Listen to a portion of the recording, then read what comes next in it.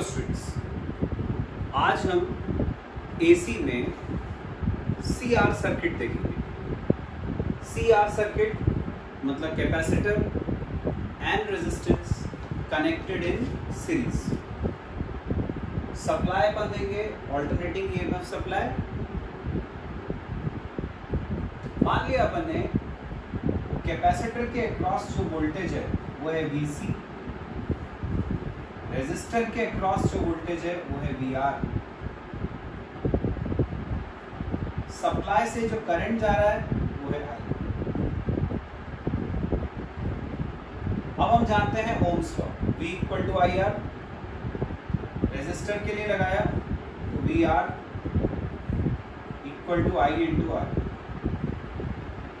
Capacitor के लिए लगाया VC = I × हमने पढ़ा था कि ऐसा सर्किट जिसमें सिर्फ कैपेसिटर लगा हो उसका जो रेजिस्टेंस होता है उसको अपन बोलते हैं कैपेसिटिव रिएक्टेंस, उसको डिनोट करते हैं XC से। तो जो कैपेसिटर का रेजिस्टेंस होता है उसको हम बोलते हैं XC। ये VR हो गया, VC हो गया। अब हमें पता है कि जो रेजिस्टेंस के अक्रॉस वोल्टेज होता है वो करंट के साथ सेम फेज में होता है। जो सबसे पहला सर्किट था R सर्किट, उसमें हमने पढ़ा था। जबकि कैपेसिटर के अक्रॉस जो वोल्टेज होता है वो करंट से 90 डिग्री लैग करता है। हमने पढ़ा था 90 डिग्री पीछे होता है। तो अब अपन बनाते हैं फेजर डायग्राम। फेजर डायग्राम बनाएंगे। जैसे मैंने बोला है अपन एक कन्वेंशन लेके चल रहे हैं कि करंट को हमें लेना है अलोंग एक्स एक्सिस, रेजिस्टेंस के अक्रॉस जो वोल्टेज है VR वो करंट के साथ सेम फेज में, जबकि कैपेसिटर का जो वोल्टेज है वो उससे 90 डिग्री लैग करेगा, 90 डिग्री पीछे रहेगा। अब VR और VC को लेकर हम एक पैरेललोग्राम बना लेते हैं। ये बन गया पैरेललोग्राम। इसका जो डायगोनल होगा वो रिजल्टेंट बताएगा। ये रिजल्टेंट हो गया E। रिजल्टेंट E क्यों हुआ? क्योंकि ये जो अपन ने सप्लाई वोल्टेज E दिया था उसी से ये दो पार्ट्स मिले थे। तो यदि E के ये दो पार्ट्स हैं इसका मतलब इन दोनों का रिजल्टेंट भी E होगा। तो VR और VC का रिजल्टेंट E और I के बीच का जो एंगल होता है उसी को अपन फेज डिफरेंस बोलते हैं। ये VC है तो ये भी VC होगा। अब हमने इस ट्राइंगल को लिया, पाइथागोरस लगाते हैं इसमें। तो E = हो जाएगा √ VR का स्क्वायर प्लस VC का स्क्वायर। वैल्यूज रखी, VR की वैल्यू IR, इसका स्क्वायर है I² R²। VC की जगह IXC, उसका स्क्वायर है I² XC²। I² common, root के बाहर आया I हो गया, रूट के अंदर बचा R² प्लस XC², ऐसा आ गया। अब इसको हमने ओम्स लॉ से कंपेयर किया। ओम्स लॉ होता है V = IR। तो V की जगह E आ रहा है, I की जगह I आ रहा है, तो R की जगह पर ये पूरा हो गया। R मतलब रेजिस्टेंस। तो सर्किट का रेजिस्टेंस हमें पता चलेगा। तो सर्किट का रेजिस्टेंस हो गया √ R² प्लस XC²। ये जो रेजिस्टेंस होता है सर्किट का इसको हम बोलते हैं इम्पीडेंस, डिनोट करते हैं Z से। तो Z की वैल्यू आ गई √R² प्लस XC²। ये इम्पीडेंस ऑफ द सर्किट। ये जो वैल्यू आई है उसको अपन यहाँ सब्स्टिट्यूट कर सकते हैं। इसकी जगह पर Z रख देंगे तो E = हो जाएगा IZ। यहाँ यहां से आई की वैल्यू आ गई E अपॉन जेड, ये करंट का फॉर्मूला आ गया अंदर से, ये करंट हो गया, ये इम्पीडेंस हो गया। अब E और I के बीच का जो एंगल है जिसको अपन फेज डिफरेंस बोलते हैं वो निकालते हैं।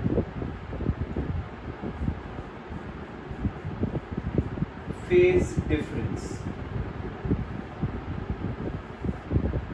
इस ट्रायंगल में tan थीटा लगाते हैं, tan phi, perpendicular upon base, BC अपॉन VR, वैल्यू डालेंगे, BC की वैल्यू IXC, VR की वैल्यू IR, I से I कट गया, tan फाई हो गया XC बाय R, यहां से फाई की वैल्यू निकालेंगे, tan उस तरफ जाएगा, तो फाई आ गया tan inverse XC by R, ये फेज डिफरेंस आ गया। हमने पढ़ा था कैपेसिटिव रिएक्टेंस जो होता है XC वो होता है 1 अपॉन ओमेगा C, यानी अपन यहाँ पर XC की वैल्यू रखते हैं, XC हमने पढ़ा था C सर्किट में, उसकी वैल्यू थी 1 अपॉन ओमेगा C, यहाँ रखें तो हम इसी फेज डिफरेंस को लिख सकते हैं tan inverse 1 upon omega C R, ये भी फेज डिफरेंस की एक और वैल्यू।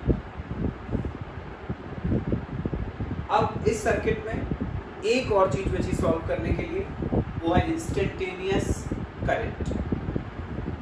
हमें दिख रहा है E अपन ने लिया था E naught sine omega T, यहां देखें तो I जो है वो E से आगे चल रहा है, कितना आगे चल रहा है, 5 डिग्री आगे चल रहा है। मैंने बताया था जो आगे चलता है अपन बोलते हैं वो लीड करता है, और उसकी इक्वेशन लिखने के लिए अपन एंगल में फाई ऐड या सबट्रैक्ट करते हैं, क्योंकि यहां पर I E से आगे चल रहा है तो उसका एंगल इससे 5 डिग्री ज्यादा है। I leads E by 5, I E से 5 डिग्री लीड कर रहा है, देयरफॉर I की इक्वेशन हो जाएगी I naught sine omega T plus 5, ये I आ गया जिसको हम बोलते हैं इंस्टेंटेनियस करंट। तो ये अपना CR सर्किट कंप्लीट हो। अब बच्चों नेक्स्ट सर्किट है LC सर्किट। जैसे मैं तुम्हें पहले भी बता चुका हूं जितने भी सर्किट्स हैं सारे सीरीज सर्किट।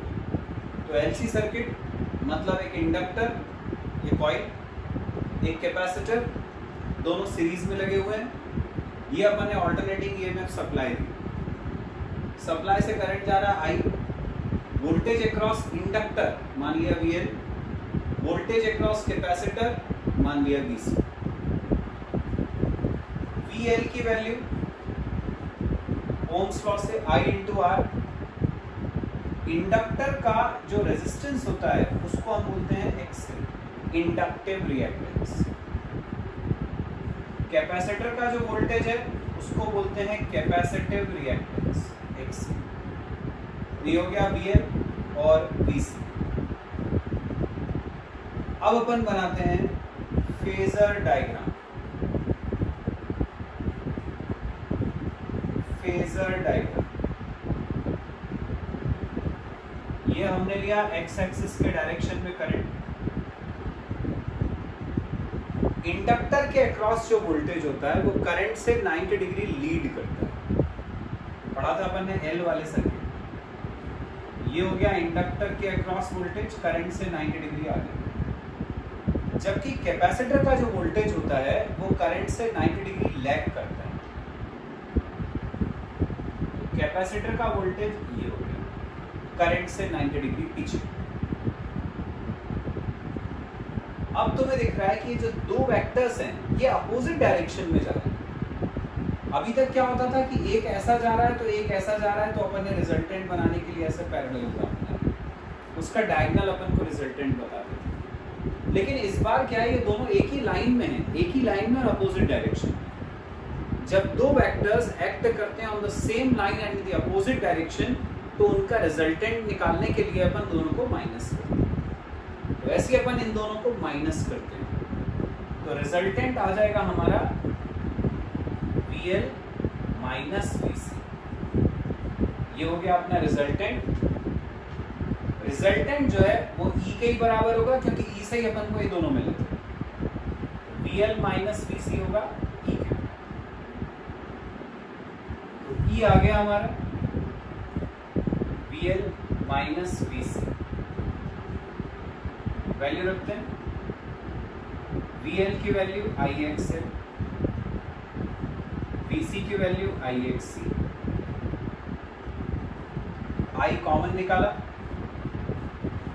अंदर बचा XL माइनस XC। अब इसको ओम्स लॉ से कंपेयर किया। ओम्स लॉ होता है V equal to I into R।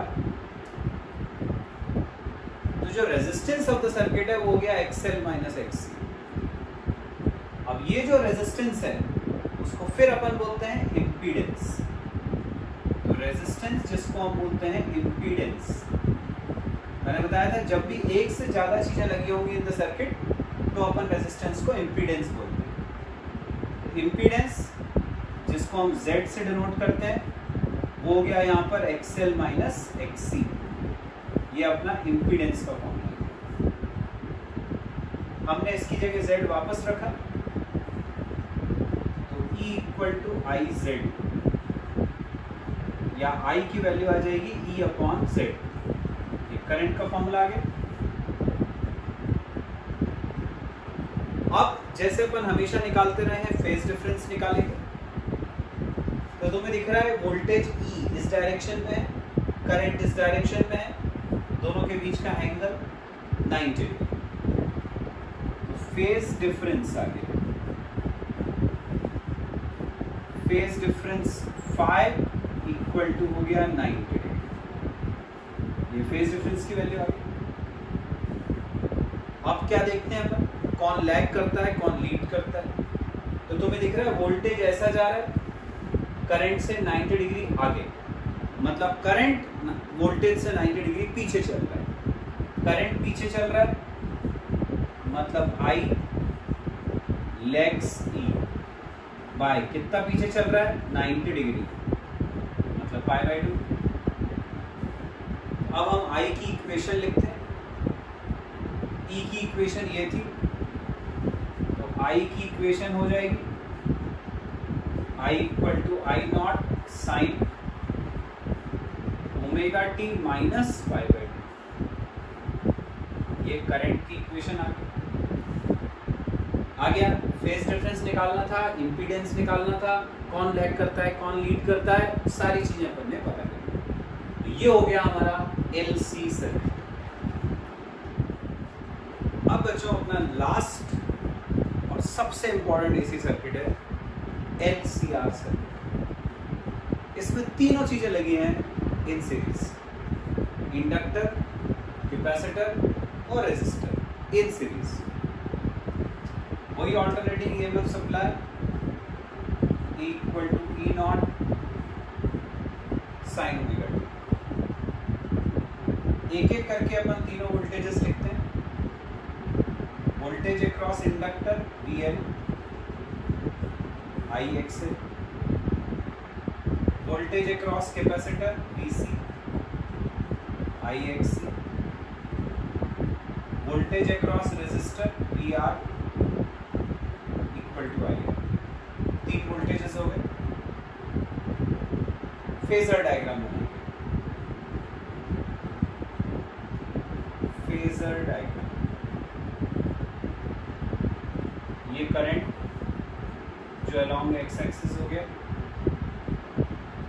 VR उसके साथ सेम फेज में रहता है, ये हो गया।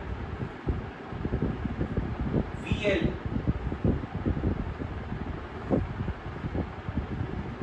नाइन्टी डिग्री आगे रहता है करंट से। वोल्टेज अक्रॉस कैपेसिटर 90 डिग्री पीछे। अब इस बार तीन वोल्टेजेस हैं, तीन का रिजल्टेंट चाहिए। वो अपन कैसे निकालते हैं? पहले 2 का रिजल्टेंट निकाल लेते हैं और फिर उसके साथ थर्ड को सॉल्व करते हैं। तो पहले हम ये VL और VC का रिजल्टेंट निकालते हैं। दोनों अपोजिट डायरेक्शन में माइनस कर देते हैं दोनों, तो ये दोनों माइनस हो जाएंगे। तो इन दोनों का जो रिजल्टेंट है वो तो ये हो गया VL माइनस VC, इन दोनों को माइनस करके ये वेक्टर। अब 2 बचे से VL माइनस VC और VR। इसका रिजल्टेंट निकालने के लिए अपन ने ये पैरेललोग्राम बना लिया, VL माइनस VC और VR को लेकर। इनका रिजल्टेंट ये हो गया E, रीजन कोई E के 3 पार्ट्स थे। ये VL माइनस VC तो ये भी VL माइनस VC। E और I के बीच का ये एंगल जिसको अपन फेज डिफरेंस बोलते हैं, phi.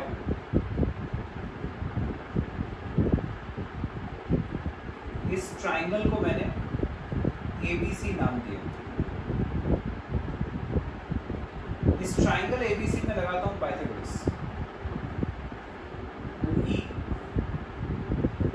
Equal to under root इसका स्क्वायर प्लस इसका स्क्वायर, ये है VR का स्क्वायर प्लस इसका स्क्वायर, ये है VL माइनस VC का स्क्वायर। वैल्यू रखेंगे VR की जगह IR, स्क्वायर है तो I square R square, VL की जगह IXL, VC की जगह IXC, ये इसका स्क्वायर,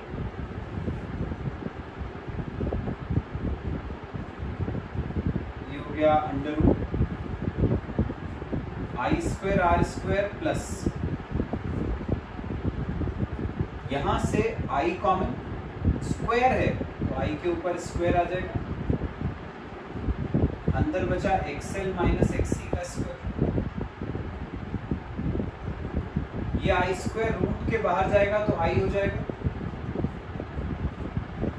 अंदर बचा R square plus XL minus XC का स्क्वायर, क्योंकि रूट के अंदर आ गया ऐसा। अब ओम्स लॉ से कंपेयर कर लेते हैं। हमने इसको ओम्स लॉ से कंपेयर किया V इक्वल टू IR से, तो E की जगह V आ रहा है, I की जगह I आ रहा है, R की जगह पर ये पूरा आ गया। R मतलब रेजिस्टेंस होता है, इस सर्किट का रेजिस्टेंस ये पूरा आ गया। अब रेजिस्टेंस ऑफ द सर्किट को अपन ने बोला था इम्पीडेंस बोलते हैं जब एक से ज्यादा चीजें लगी रहती है। तो ये आ गया अपना impedance, impedance Z equal to हो गया under root R square plus XL minus XC का होल स्क्वायर। ये इम्पीडेंस का फॉर्मूला अपन ने निकाल लिया फॉर L स्क्वायर से। इम्पीडेंस तक तो आ गया अपना। अब ये इम्पीडेंस की जो वैल्यू है उसको अपन यदि यहाँ वापस रख दें तो E इक्वल टू हो गया IZ, या I निकालोगे तो E अपॉन Z। ये करंट आ गया, ऊपर इम्पीडेंस आ गया था, नीचे करंट आ गया। अब हम क्या निकालते हैं? Phase difference. इसी ट्राइंगल ABC को लिया, इसमें लगाते हैं tan theta, tan phi, perpendicular upon base. Perpendicular है VL माइनस VC, बेस है VR, तो tan फाई हो जाएगा VL minus VC upon VR। Values डालेंगे, VL IXL, VC IXC, VR IR। Values डालेंगे, I कॉमन लेकर कैंसिल, तो tan phi की वैल्यू आ गई XL minus XC by R, tan phi आ गया। फाई निकालना है तो tan उस तरफ चला जाएगा, फाई हो गया tan inverse XL minus XC by R। ये फाई मतलब फेज डिफरेंस पता चला। अब क्या बचा बच्चों? Current, instantaneous current. कौन लीड करता है कौन लैग करता है वो देखेंगे। ई ए था, आई उसके नीचे आ रहा है, आई नीचे आ रहा है ई से, मतलब आई पीछे, आई लैग कर रहा है, आई लैग्स ई। कितना पीछे है? आई ई से 5 डिग्री पीछे, लैग्स ई बाय 5। अब इससे करंट निकाल लेते हैं।